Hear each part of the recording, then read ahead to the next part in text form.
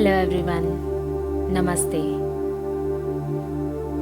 In this video, I am telling you what it means to let go. What is the art of letting go? How can you let go?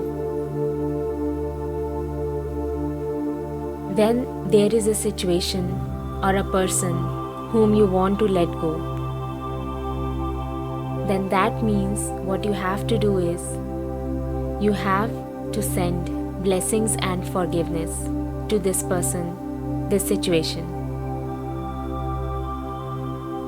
without expecting anything in return. And at the same time, having faith in yourself and having faith that whatever happens, it will be in the best interest of everybody involved. If you are able to do this, then that means you have let go of that situation or that person.